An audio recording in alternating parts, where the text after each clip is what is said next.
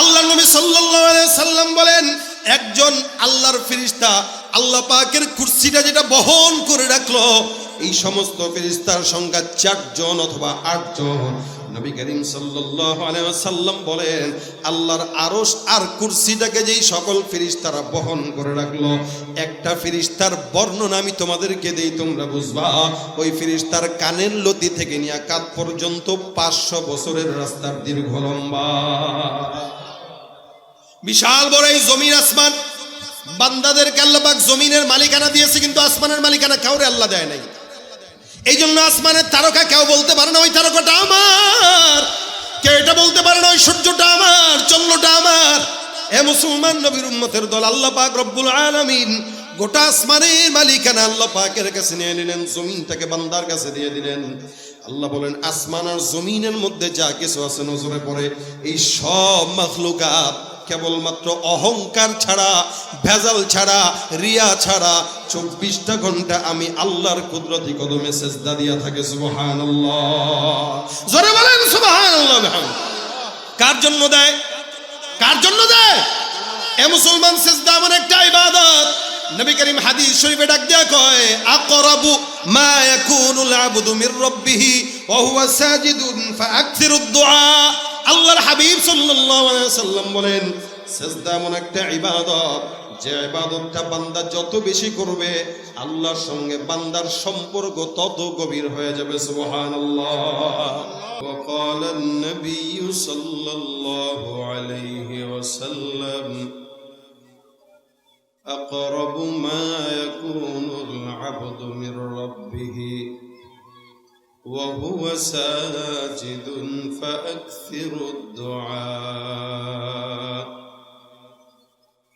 أو كما قال عليه الصلاة والسلام.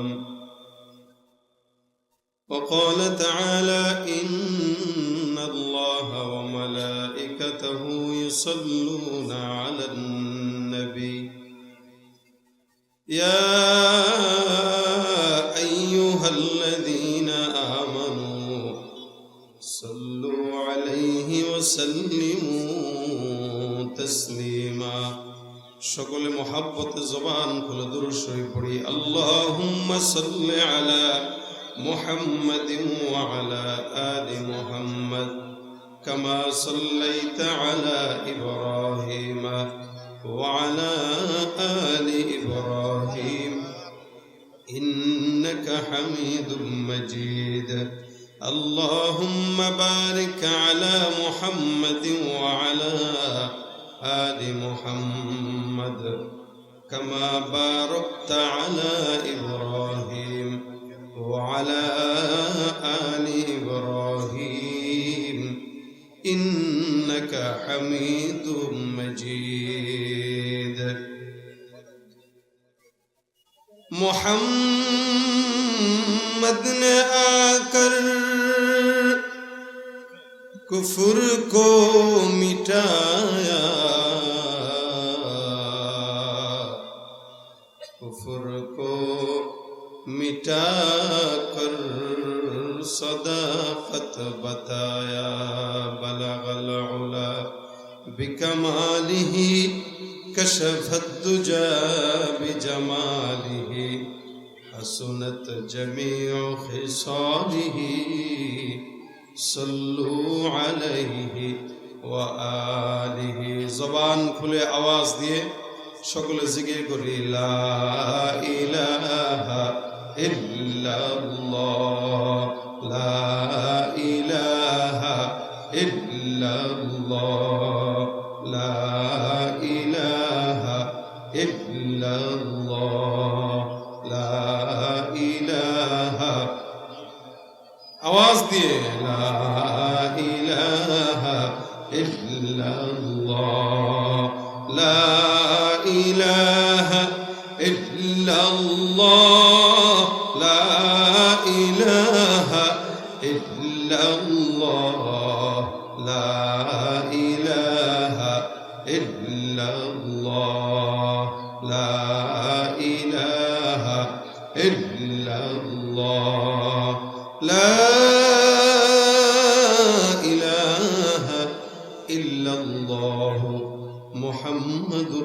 রাসূলুল্লাহ সাল্লাল্লাহু আলাইহি ওয়াসাল্লাম। মদিনাতুল উলুম কওমি মাদ্রাসার উদ্যোগে আয়োজিত বার্ষিক ওয়াজ মাহফিলের আজকের সম্মানিত সভাপতি, দিন প্রিয় ইসলাম প্রিয় ভাইরা, আল্লাহ পাক রব্বুল আলামিনের দরবারে লাখো কোটি শুকর ও সুজুদ যে রব্বুল আলামিন আজকের এই মজমায় আমাদের সকলকে একত্রিত হয়ে আসার বসার তৌফিক এনায়েত করেছেন। কালিমাতুশ শুকর আদায় করি জবান খুলে জোরে জোরে আলহামদুলিল্লাহ। যতক্ষণ মজমায় থাকবেন আমরা প্রত্যেকেই চেষ্টা করব স্বতঃস্ফূর্ত আওয়াজ দিয়ে আজকের এই প্রোগ্রামকে প্রাণবন্ত করা। বিশেষ করে যারা দাঁড়িয়ে আছেন সবাইকে অনুরোধ করব সামিয়ানায় আমাদের এই চাটায়ের উপরে বসে যেতে, দাঁড়ানো ভাইদেরকে আর বাচ্চারা, কমিটির স্বেচ্ছাসেবক যারা আছেন কোনো বাচ্চা যেন আওয়াজ না করে ওদিকে একটু আপনারা নজর দেন। যারা দাঁড়ানো আছে সবাইকে একটু বসায় দেন।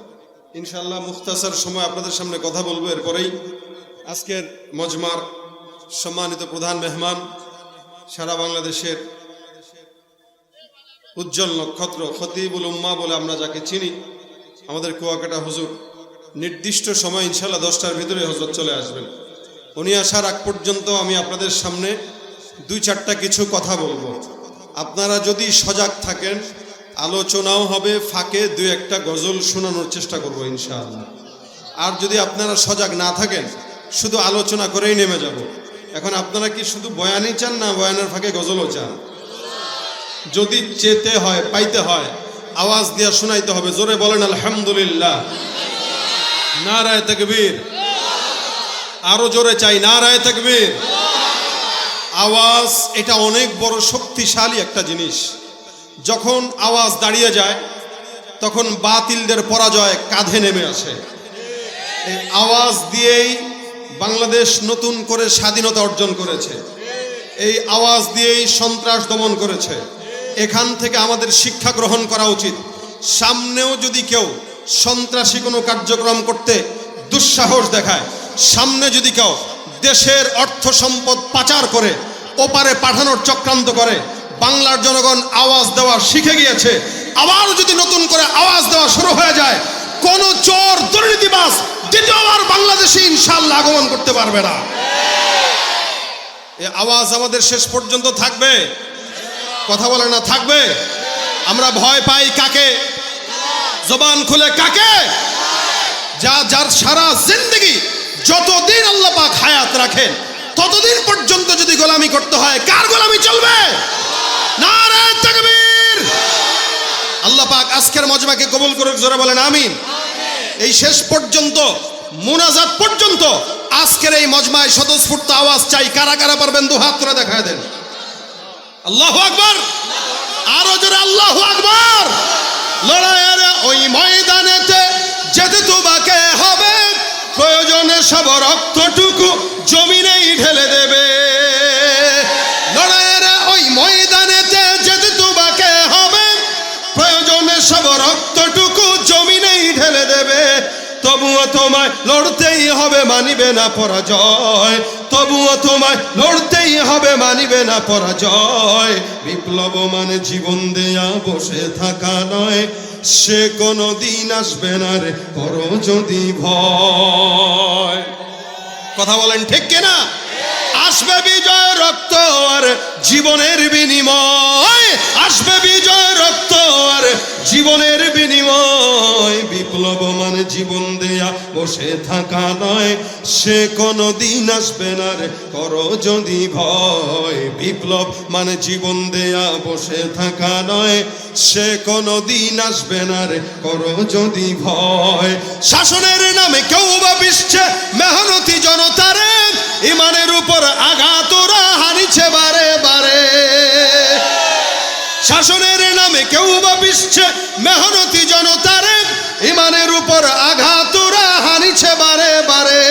প্রতারণার ওই ফাঁদে পড়ে মোরা জীবন করেছি ক্ষয়, প্রতারণার ওই ফাঁদে পড়ে মোরা জীবন করেছি ক্ষয়। বিপ্লব মানে জীবন দেয়া বসে থাকা নয়, সে কোনো দিন আসবে না রে করো যদি ভয়। বিপ্লব মানে জীবন দেয়া বসে থাকা নয়, সে কোনো দিন আসবে না রে করো যদি ভয়। ঠিক কিনা?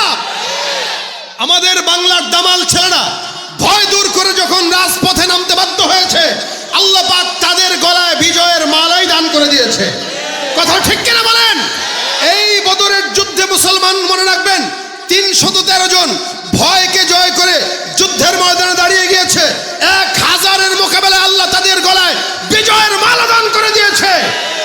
ভবিষ্যতে যত ইসলাম বিদ্বেষী কার্যক্রম হবে, ইনশাআল্লাহ বাংলার দামাল ছেলেরা যদি ভয়কে দূর করে রাজপথে দাঁড়িয়ে যায়, বাংলাদেশে কোন নাস্তিক বেঈমান মুরতাদদের দ্বিতীয়বার কোনো উঠে দাঁড়ানোর সাহস করার কথা না।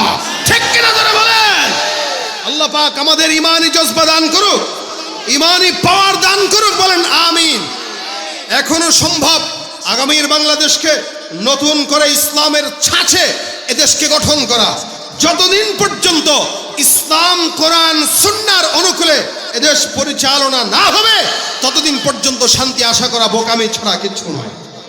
আমরা দেখেছি, আমরা 53 বছর দেখেছি, আমরা বারবার ক্ষমতার পালাবদল দেখেছি। এক দলকে বসাই, আরেক দলকে উঠাই, এক দলকে নামাই, আরেক দলকে ওদিকে ফেলে দেই, আরেক দলকে ক্ষমতার মস্তদে বসায় দেই। ফায়দা কি? আপনি আর আমি সাধারণ জনগণ দিন শেষে 100 টাকার সিরা নোট নিয়েই মিছিলের স্লোগান দেওয়া লাগে। কথা কয় না? 100 টাকার মিছিলে যাওয়ার পরে 100 টাকার সিরা নোট দেয়। কেউ কেউ তো শুধুমাত্র 1 কাপ চা দিয়েই সন্তুষ্ট করতে চায়। দিন শেষে আঙুল ফুলে কলা গাছ হয় নেতারা, আর জনগণ সারা জিন্দগি ভ্যান আর রিক্সা চালায় খায়। এজন্য ইসলামী ব্যবস্থাপনা ছাড়া কিয়ামত পর্যন্ত সময় দিলাম, সরকারের পালা বদল হবে, হাত বদল হবে, চাঁদাবাজ বদল হবে না, হতে পারে না। এজন্য কোরআন সুন্নাহ দরকার আছে কিনা? কোরআন সুন্নাহ দরকার আছে কিনা? আগামীর বাংলাদেশকে ইসলামের বাংলাদেশ হোক, এটা আমরা চাই তো ইনশাআল্লাহ। এই জন্য আবারও যখন কেউ আমাদের সামনে বারবার নামাজের কথা বলে, বিভিন্ন কথা বলে আমাদের কাছে ভোট চাবে, আমরা দেখব যে আসলেই তারা নামাজি কিনা। আমরা দেখব ফজর থেকে এসা পর্যন্ত তাকে মসজিদে পাওয়া যায় কিনা। যদি ফজর থেকে এসা পর্যন্ত নির্বাচনের আগেও পাওয়া যায়, পরেও পাওয়া যায়, বা ভোটে দাঁড়ানোর আগেও পাওয়া গিয়েছে, বুঝতে হবে ও আসলেই নামাজি। কিন্তু যারা শুধুমাত্র নির্বাচন আসার আগে আমাদেরকে ধোঁকা দেওয়ার জন্য মসজিদে যায়, এরা নামাজি নয়, এরা ভণ্ড। কথা ঠিক কিনা বলেন?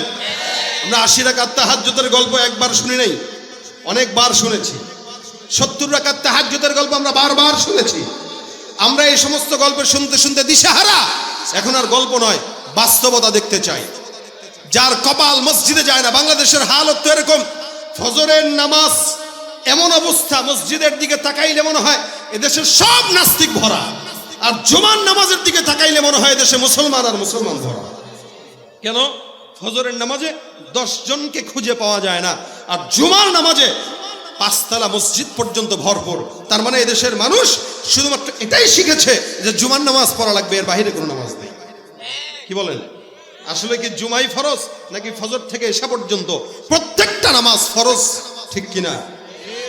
এই হালত যদি হয়, তাহলে যারা ক্ষমতায় বারবার যায়, এরা কোশ্চিন কালেও ক্ষমতার পালাবদল আনতে পারবে না, যতক্ষণ আল্লাহর কোরআন রাসূলের সুন্নাহ মোতাবেক এদেশ পরিচালনা না হবে। আল্লাহ পাক আগামীর বাংলাদেশকে সকল প্রকার নাস্তিক মুরতাদদের দখল থেকে আমাদেরকে হেফাজত করে এদেশকে আমাদেরকে দান করুক, বলেন আমিন। কিছুদিন আগেও দেখেছি নারীদের স্বাধীনতার নাম দিয়ে কমিশন তৈরি করা হয়েছে। বাংলার দামাল ছেলেরা আওয়াজ তুলেছে, তো সেই কমিশনও বাতিল হয়ে গেছে। ইনশাল্লাহ আশা করি এই কমিশন আমাদেরকে মুসলমানের দেশে উলঙ্গপনা ছড়াতে পারবে? ইনশাআল্লাহ পারবে না। ইনশাআল্লাহ আমরা বেঁচে থাকতে ইনশাআল্লাহ হতে দিব ভাইরা আমার। এই জন্য শুধুমাত্র 5 ওয়াক্ত নামাজ মসজিদে কপাল ঠুয়ালেই নামাজি বলা চলে না। আপনি আমি মুসলমান দাবি করি, আমাদের কোনো কাজ আছে কিনা বলেন তো? কিছু কাজ আছে কিনা? আল্লাহ পাক কেন পাঠিয়েছেন, পাঠানোর উদ্দেশ্য আমরা সবাই জানি। মা খালাকতুল জিন্না ওয়াল ইনসা ইল্লা লিয়াবুদুন। আল্লাহর দাসত্ব, আল্লাহর গোলামি, বলে গোলামি সবচাইতে কোনটার মাধ্যমে হয়? আব্দিয়াত সবচাইতে বেশি কোন ইবাদতের মাধ্যমে হয়? সেটা কি? মাথা ঝুঁকানো। আমরা বলি না যে মারা গেছি কিন্তু মাথা নোয়াই নাই, মরতে রাজি কিন্তু মাথা ঝুঁকাইতে রাজি না। কেন? শত্রুর সামনে মাথা নোয়াবো কেন? একটা পুরুষ এ কথাই বলে, ঠিক তেমনি ভাবে একজন মুমিন এ কথাই বলে যে আল্লাহ ছাড়া কারো সামনে মাথা নোয়াইতে পারি, এটা মুমিনের কাজ, এটা মুমিনের ঈমান। এক সাহাবী নবী করিম সাল্লাল্লাহু আলাইহি ওয়াসাল্লামের কাছে ডাক দিয়া বলেন, ইয়া রাসূলুল্লাহ, আমি আপনার সাথে জান্নাতে যেতে চাই, আমাকে কি কোনো আমল দেওয়া যায়? তো নবী বলেন, এছাড়া আর কি চাও? বলে এটাই চাই। রাসূল বলেন, বুঝে শুনে জবাব দাও, এছাড়া আর কি চাও? সাহাবী বলেন, হুজুর এটাই চাই, আপনার সাথে জান্নাতে যাব। কার সাথে যাবে? কথা কয় না। কার সাথে যেতে চায়? আপনাকে জিজ্ঞাসা করলে বলবেন আমি আমার নেতাকে নিয়ে মরতে চাই। দেখছেন না ভিডিওতে? মরার আগে পর্যন্ত বলতেছে আমি ওই দল করি, ওই দলের জিন্দাবাদ হোক। কত বড় বেহায়া, কত বড় নাফরমান, নিমখারাম হইলে দলের নেতার নাম নিয়ে নিয়ে মরাটাকে সৌভাগ্যের মনে করে। রাসূল সাল্লাল্লাহু আলাইহি ওয়াসাল্লাম বলতেছেন, সাহাবী কি চাও? হুজুর আপনার সাথে জান্নাত চাই। রাসূল বলেন, তাহলে তুমি আমাকে সাহায্য করো, আল্লাহ পাককে সিজদা দিয়া আমাকে সাহায্য করো, তাহলে আমি তোমাকে আল্লাহর কাছে সুপারিশ করে জান্নাতে নিতে পারবো। যে ব্যক্তি আল্লাহকে যত বেশি সিজদা দেয় সে আল্লাহ পাকের তত বেশি নিকটবর্তী হয়। আর সিজদা এটা এমন একটা বিষয় যেটা শুধুমাত্র আল্লাহর সঙ্গেই সম্পৃক্ত। আমাদের দেশে মুসলমান দাবি করার পরেও আল্লাহকে বাদ দিয়া খাজার দরবারে যায় সিজদা দেনেওয়ালা লোক আছে না নাই? কম না বেশি? অনেক। আপনি শাহজালালের মাজারে যায় দেখেন, আপনাদের এই কুষ্টিয়ায় অথবা পাবনা অথবা এই সমস্ত এলাকায় আছে কিনা আমার তেমন জানা নাই। আছে? আল্লাহকে বাদ দিয়া খাজার দরবারে যায়, মাজারে যায়, বাবার দরবারে সিজদা দেয়। আমি এটা তাজিমি সিজদা দিয়েছি। তাজিমি সিজদা বলতে কোনো সিজদা নাই। সিজদা একমাত্র কার জন্য? ওয়াসজুদু লিল্লাহি ওয়া'বুদু। আল্লাহ বলেন, ওয়া আনতুম সামিদুন ফাসজুদু লিল্লাহি ওয়া'বুদু। আরে তোমরা তো উদাসীন, উদাসীনতা দূর হবে যদি আল্লাহ পাককে সিজদা দাও।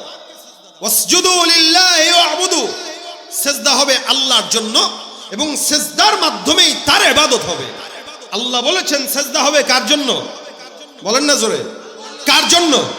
মাথা ঝোয়াবো কার দিকে? মাজারে। বাবার কাছে যা, আব্বা গো একটা সন্তান দেন। বাবার কাছে যা, বাবা গো বউটা বিয়া করছি 10 বছর পাই না, একটা বাচ্চা দেন, ফু দিয়া দেন।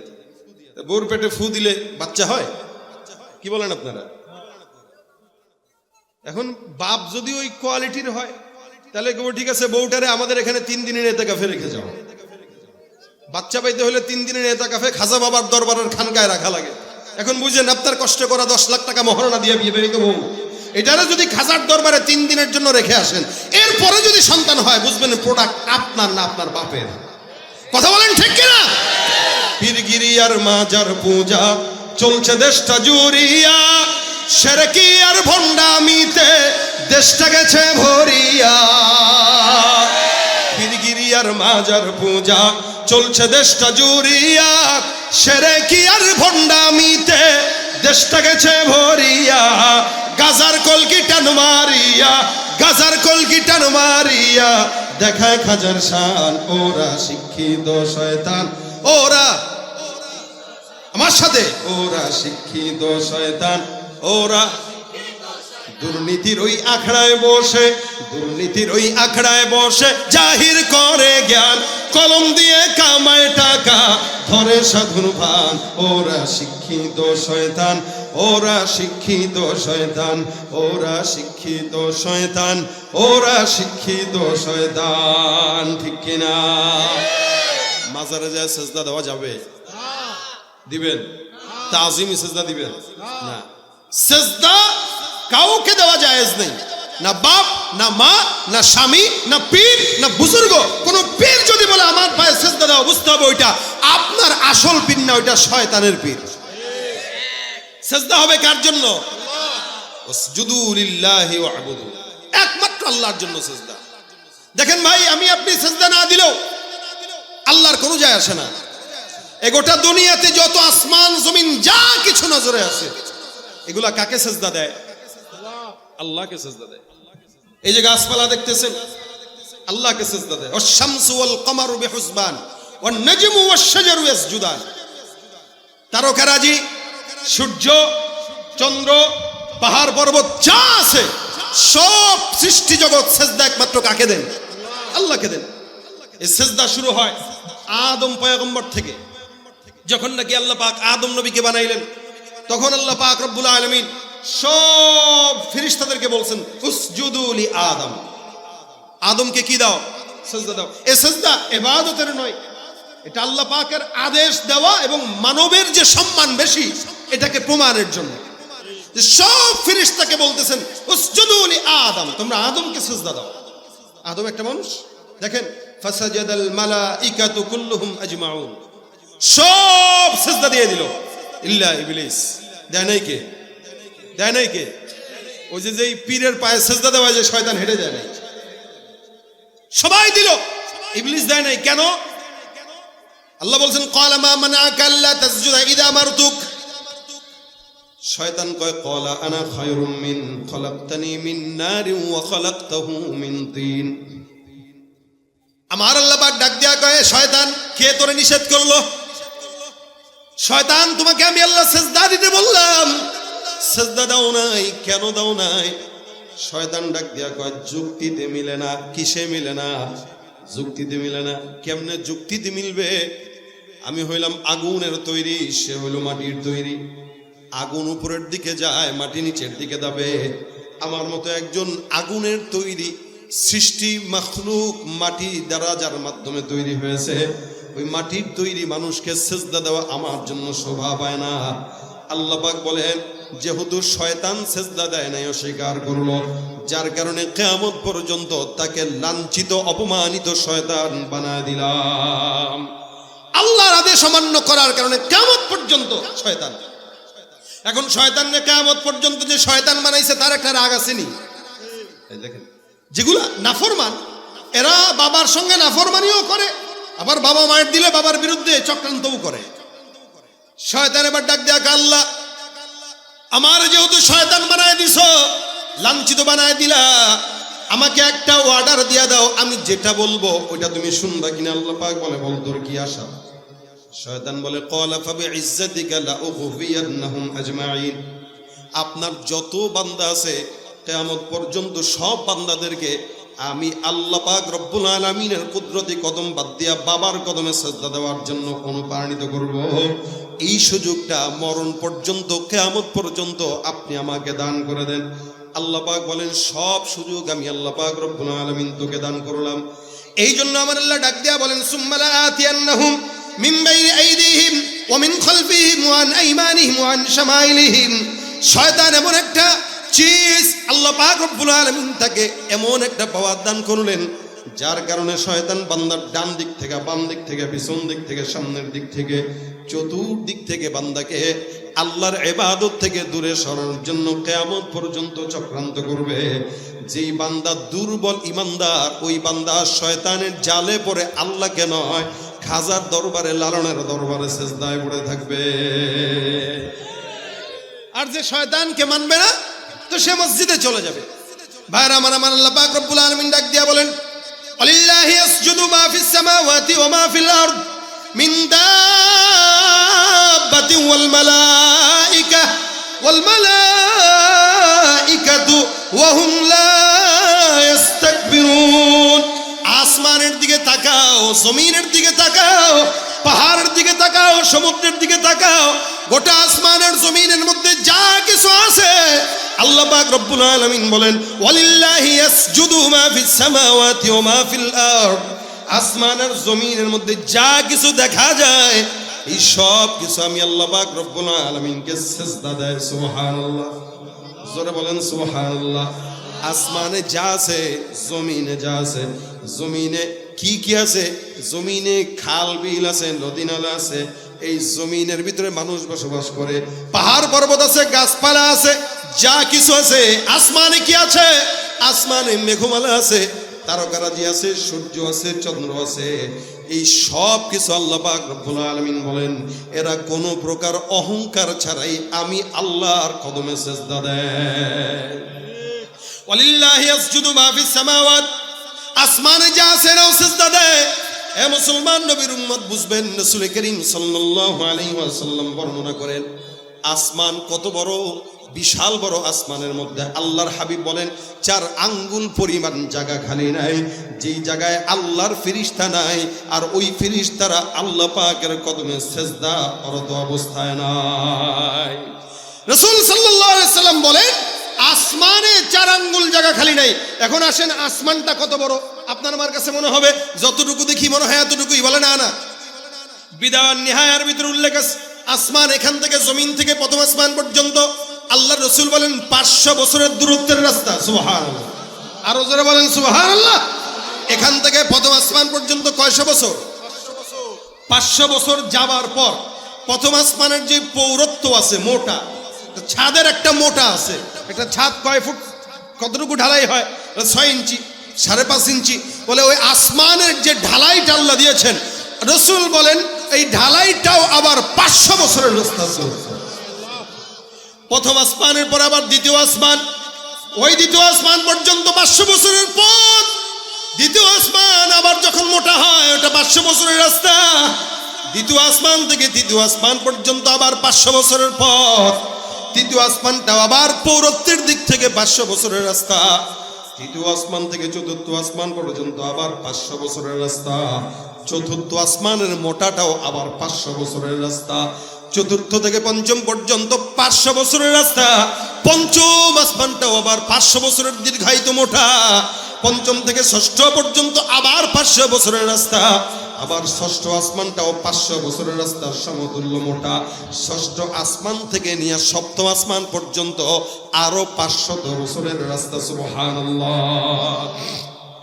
ওখানে আবার সীমান্তের বড়ই গাছের কথা হাদিস উল্লেখ আছে, তারপরে আবার একটা বকরির কথা উল্লেখ আছে, এরপর আল্লাহ পাকের আরশ, তারপরে কুরসি, তারপরে আমার মালিকের স্থান।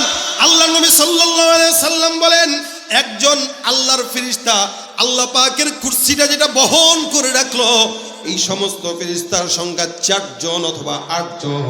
নবী করিম সাল্লাল্লাহু আলাইহি ওয়াসাল্লাম বলেন আল্লাহর আরশ আর কুরসিটাকে যেই সকল ফেরেশতারা বহন করে রাখলো, একটা ফেরেশতার বর্ণনা আমি তোমাদেরকে দেই, তোমরা বুঝবা।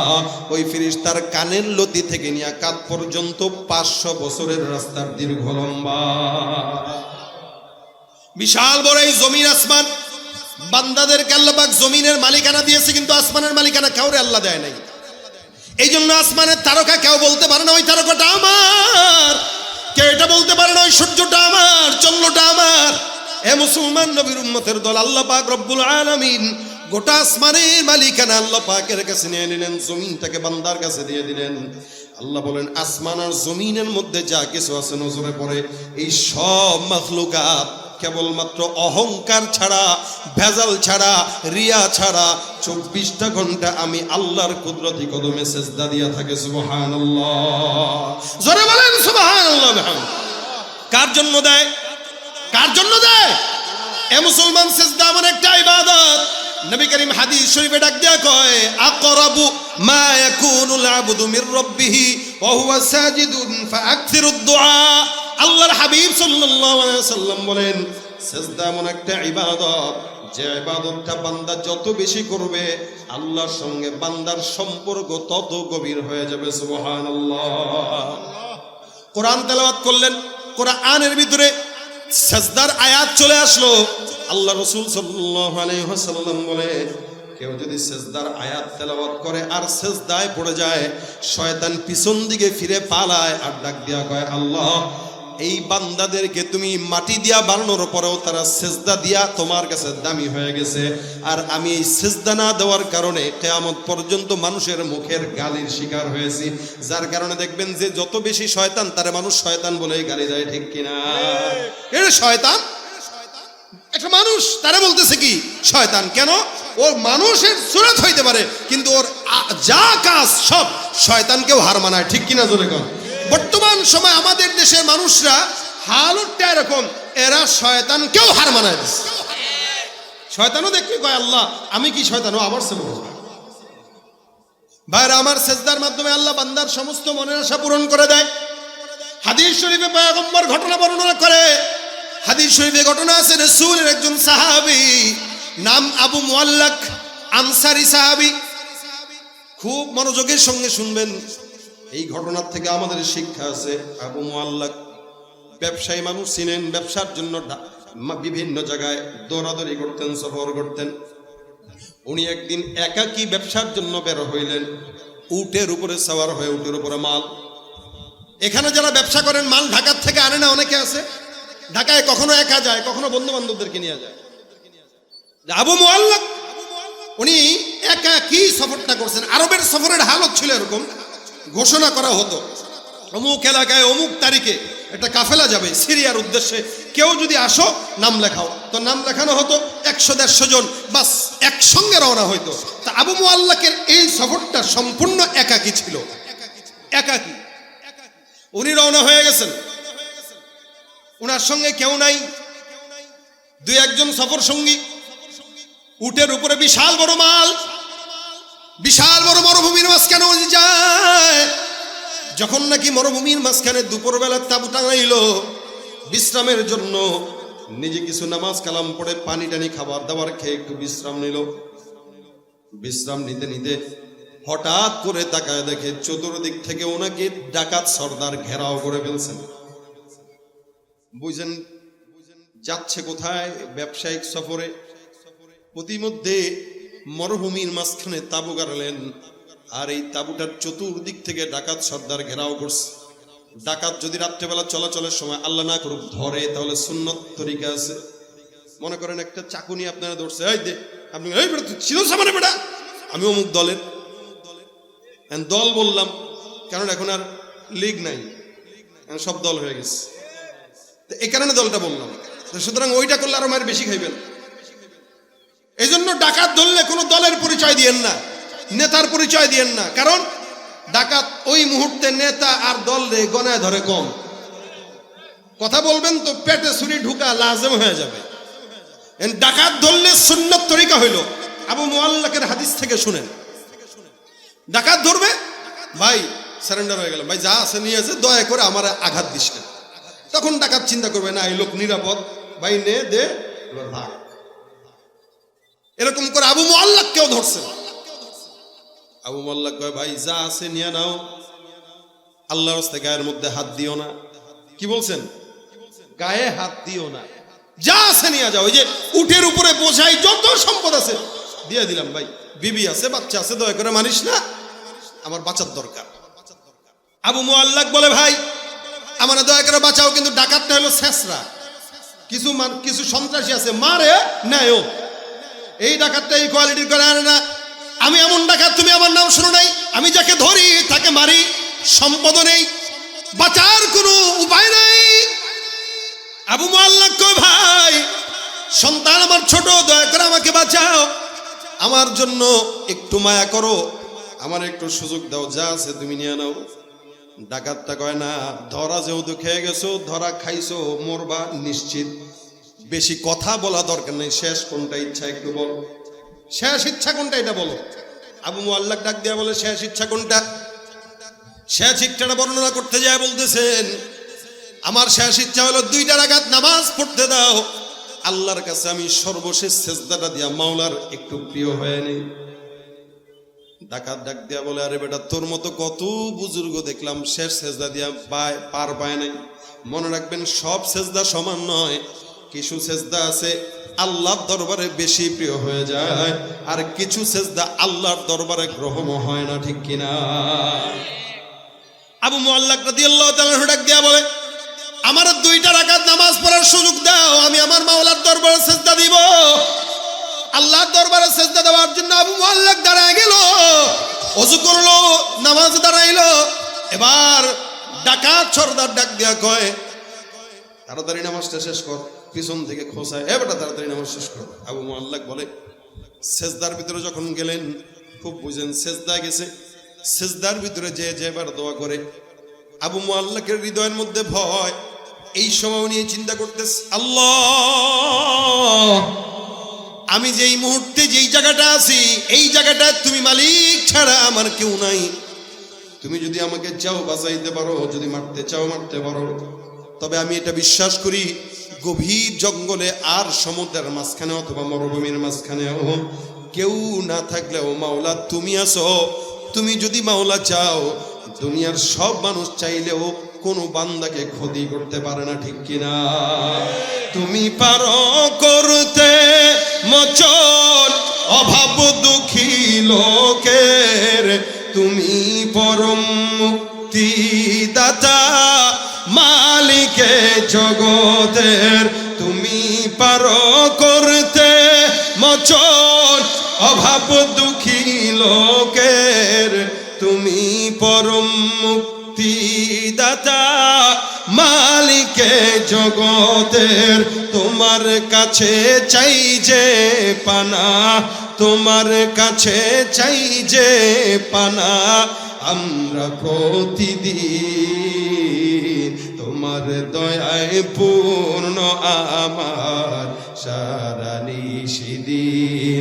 আল্লাহ তুমি দয়ার সাগর, আল্লাহ তুমি দয়ার সাগর, রহমানুর রহিম। তোমার দয়ায় পূর্ণ আমার সারা নিশিদিন। দয়া করেন কে?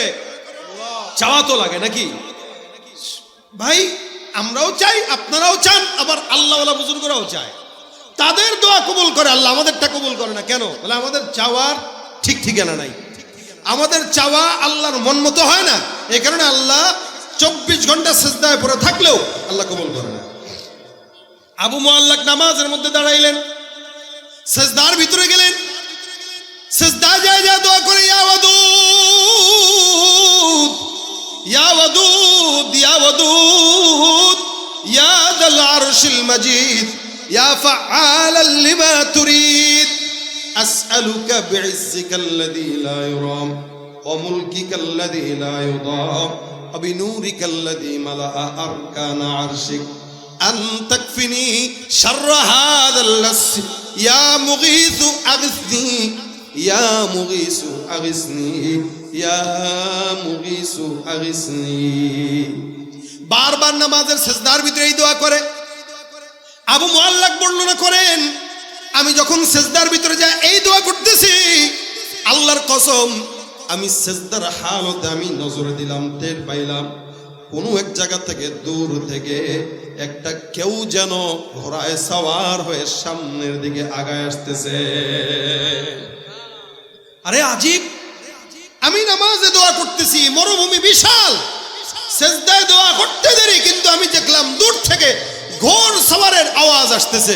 হঠাৎ করে বুঝলাম এই ঘোড় সওয়ারটা আমার পানের পাশে এসে দাঁড়ায় গেছে। আমি তো এরকম কাউরে দেখলাম না, ডাকলাম না। নামাজের ভিতরে সিজদার ভিতরে দোয়া করলাম, ইয়া ওয়াদুদ ইয়া যাল আরশিল মাজিদ ইয়া মুগীসু আগিসনি। আমি টের পাইলাম নামাজের মধ্যে কেউ যেন আমার পাশে এসে দাঁড়ায় গেল। চিন্তা করলাম কে হতে পারে, কোনো মনে হয় ডাকাত আবার জোর হয়েছে। হঠাৎ করে আমি, কে আমাকে ডাকলো, এ যুবক মাথাটা উঠাও, নামাজ শেষ করো। আমি নামাজটা শেষ করলাম। নামাজের পর আল্লাহর কসম আমি তাকায় দেখলাম আমার সামনে ওই ডাকাত সর্দারের মাথাটা অর্ধেক আলাদা হয়ে জমিনের সামনে পড়ে আছে। আজীব অবস্থা, ডাকাতের মাথা কর্তন করা, জমিনে পড়া, সামনে সফেদ পোশাকে একজন আল্লাহর বান্দা দাঁড়ানো।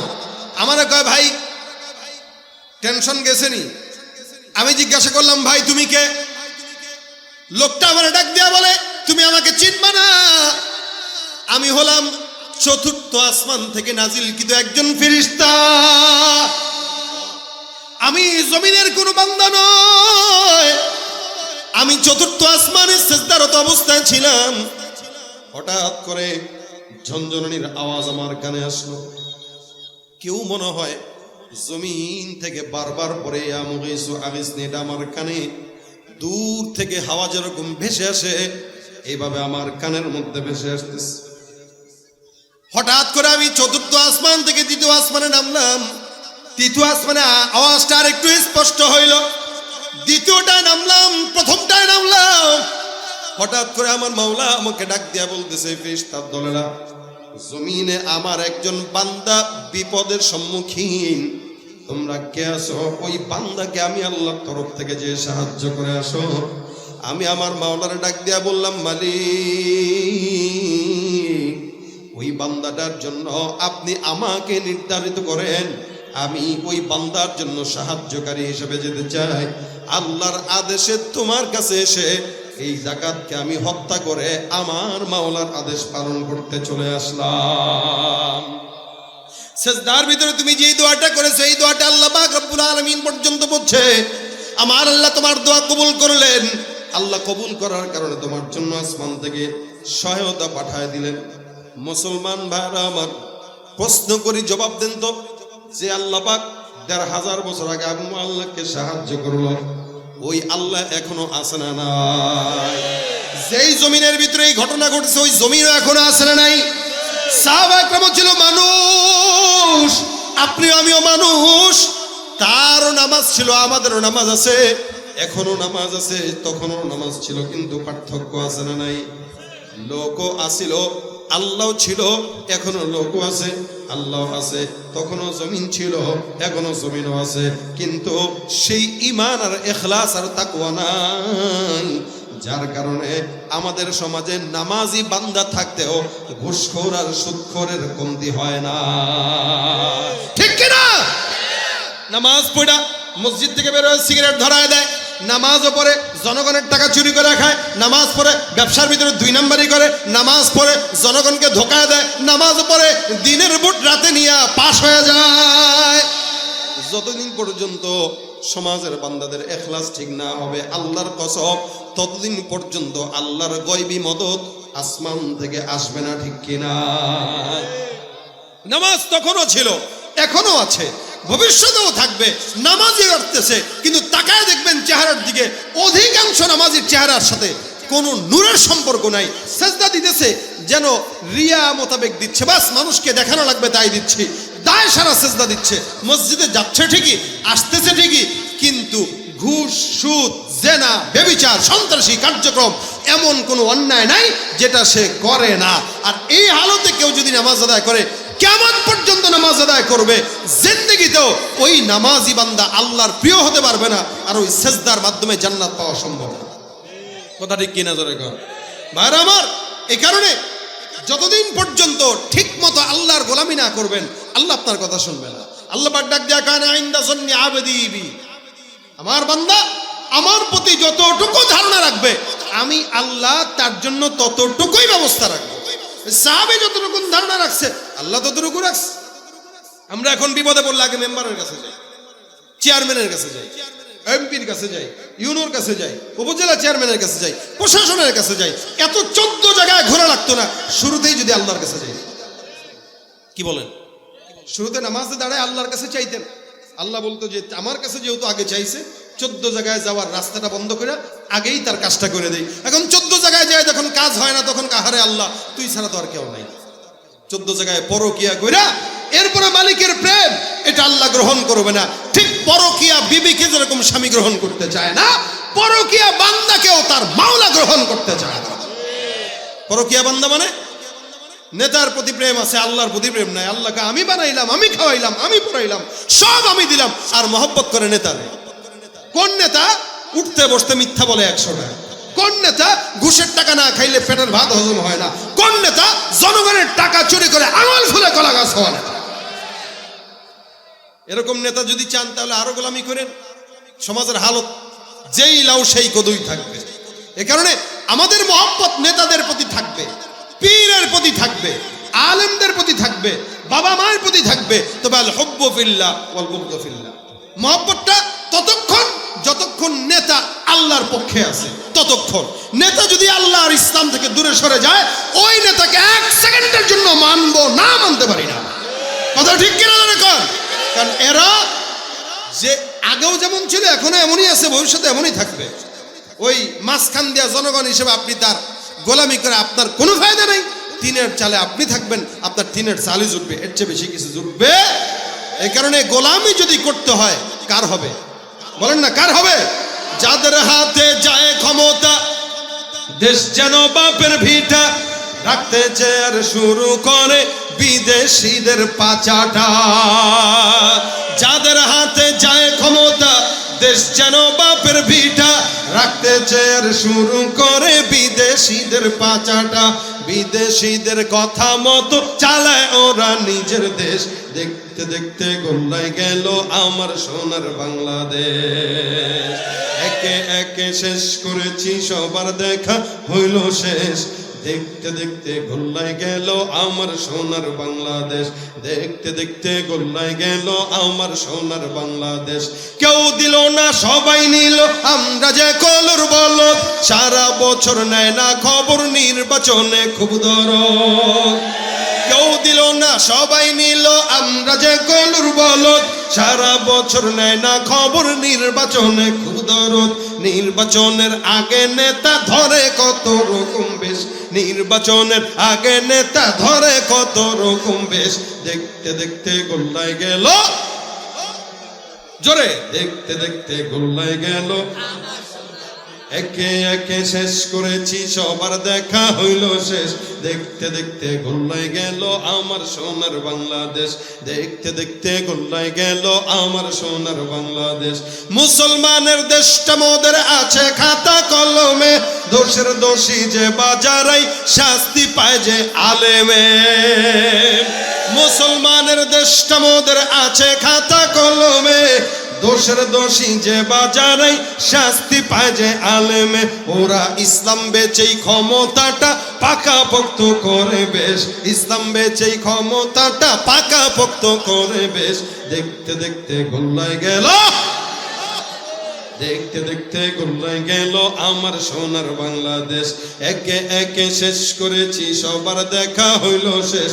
দেখতে দেখতে গোল্লায় গেল আমার সোনার বাংলাদেশ।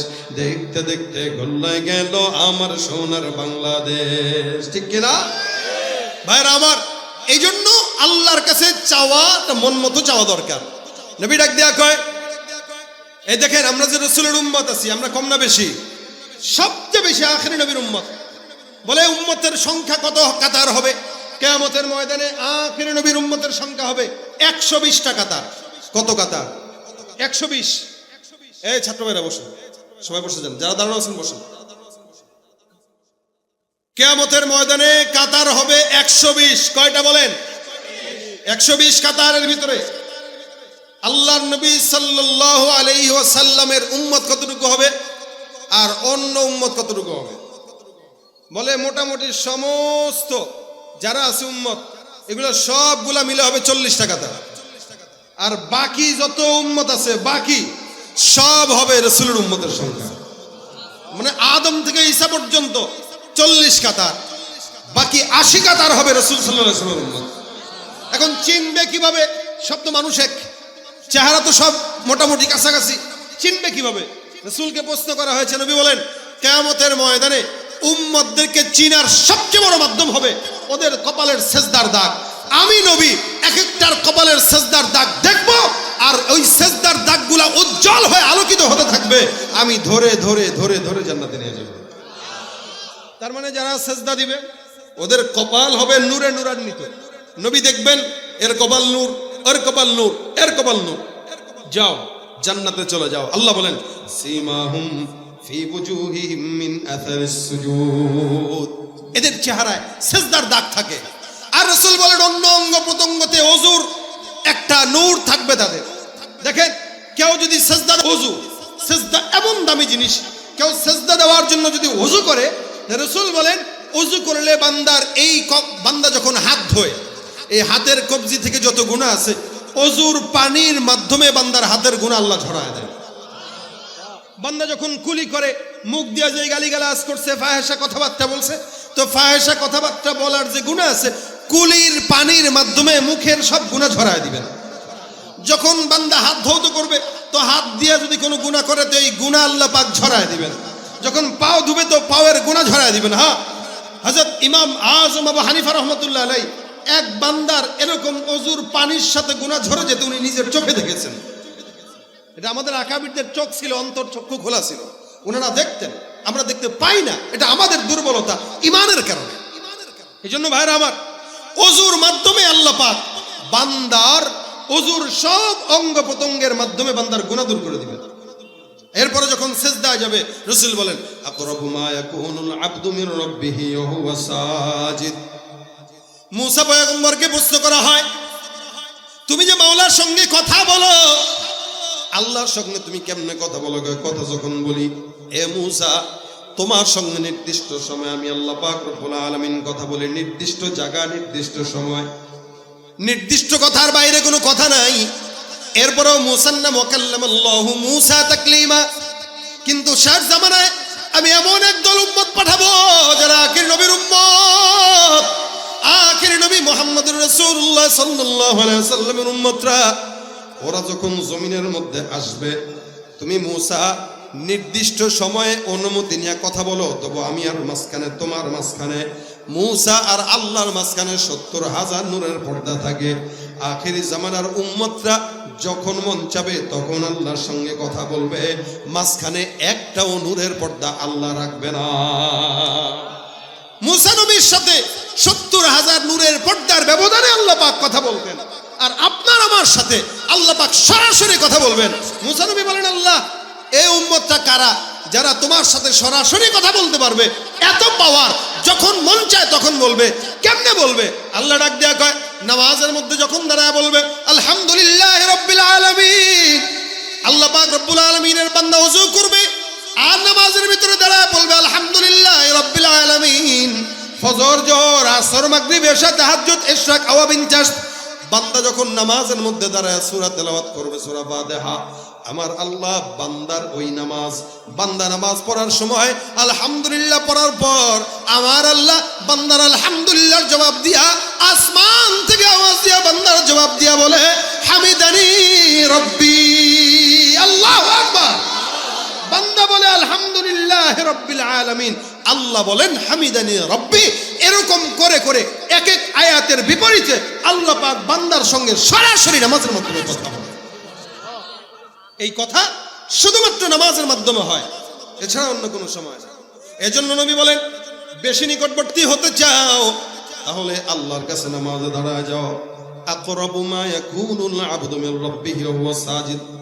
সিজদা দাও, আল্লাহর নিকটবর্তী হও। আল্লাহ বলেন উসজুদ ওয়াকতারিব, সিজদা দাও, নিকটবর্তী হও। যে যত বেশি সিজদা দেয় ওই বান্দা তত নিকটবর্তী হয়। সিজদা কতক্ষণ সময় দিব? বলে স্বল্প নাকি দীর্ঘ? রাসূল সাল্লাল্লাহু আলাইহি ওয়াসাল্লামের সিজদার ব্যাপারে আছে কানা সুজুদুহু করিবাম মিন কিয়ামি। আম্মা জান্নাহ বলেন, নবীর সিজদা এত দীর্ঘ ছিল, এত দীর্ঘ ছিল, স্বাভাবিকভাবে কোনো বান্দা যদি ৫০ আয়াত তেলাওয়াত করতে যতক্ষণ লাগে, আল্লাহর নবীর সিজদা ৫০ আয়াত তেলাওয়াত করার মতো দীর্ঘ লম্বা হতো। সুবহানাল্লাহ। দেখেন, রাসূলের সিজদা ছিল ৫০ আয়াত তেলাওয়াত করলে যতটুকু সময় লাগে, নবীর স্বাভাবিক সিজদা কখনো কখনো এরকম ৫০ আয়াত সমান তেলাওয়াত সিজদা হইত। কখনো তো অন্য আম্মা জান্নাহ বলতেন যে রাসূলের সাথে আমরা একদিন নামাজে পিছনে দাঁড়াইছি, তো সিজদায় দিতে দিতে দিতে দিতে কিরে সিজদা দীর্ঘ করতে করতে রাসূল উঠে না। আমরা ভয় পেয়ে গেছি। আমরা নামাজ শেষ করে রাসূলের পা নাড়া দিছি যে নবী আছে কিনা, দেখলাম নবী নড়ছেন, তার মানে নবী আছে, কিন্তু সিজদায়। নবীর সিজদা শেষ হওয়ার পর আমরা জিজ্ঞাসা করলাম, ইয়া রাসূলুল্লাহ, আপনি এত দীর্ঘ সিজদা দিলেন, আমরা সিজদা দিতে দিতে ভয় পেয়ে গেছি যে আমাদের মাথার রক্ত নাক দিয়ে পড়বে, কিন্তু আপনি যে সিজদা দিলেন আপনার তো কিছু হইল না। রাসূল বলেন, আমি তোমাদের মতো না, সুতরাং সিজদা তোমরা দীর্ঘ করো। যে যত বেশি দীর্ঘ সিজদা করবে তার সাথে তত আল্লাহ পাকের তাআল্লুক দীর্ঘ হয়ে যাবে। আর সিজদার মাধ্যমে আল্লাহ বান্দার মনের দোয়া কবুল করেন। কারণ রাসূল বলেন ফাআকসিরুদ দুআ, এই তোমরা সিজদা যখন দিবা তখন সিজদায় ঢুকে বেশি দোয়া করো। সিজদায় যে যত বেশি দোয়া পড়বে আল্লাহ ওই দোয়া কবুল করবেন। রাসূল বলেন ফাআকসিরুদ দুআ, তোমরা সিজদায় গেলে দোয়া করো। ফরজ নামাজের সিজদায় দোয়া করার নিয়ম নাই, বাকি নফল নামাজের সিজদায় যখন যাবেন তখন দোয়া করবেন, রব্বানা আতিনা ফিদ দুনিয়া হাসানা বা অন্যান্য দোয়া পড়বেন আপনার যেই দোয়া দরকার। বিশেষ করে আমি যেই দোয়াটা হাদিসে শুনাইছি, ইয়া ওয়াদুদ ইয়া ওয়াদুদ ইয়া ওয়াদুদ, এই সমস্ত দোয়া যদি কেউ পড়ে তো রাসূল বলেন আল্লাহ পাক তার মনের আশা সেজদার মাধ্যমে বললে আল্লাহ ওই মনের আশা পূরণ করে দেয়। আমরা সেজদা দেই ঠিকই, মুরগির ঠোকরের মতো সেজদা দেই। আমাদের সেজদা আছে ঠিকই, আল্লাহর জন্য না, কোনো মতে ভোট পাওয়ার জন্য, ধান্দামি ভোট পাওয়ার জন্য। আমাদের যা কিছু হয় আমরা আমাদের ধান্দার জন্য করি। আল্লাহর জন্য যদি করতাম তা দুনিয়াও মিলতো, আখিরাতও মিলতো। কি বলেন, ঠিক না? এই জন্য সেজদা তো দেওয়াই লাগে, নামাজ তো পড়াই লাগে।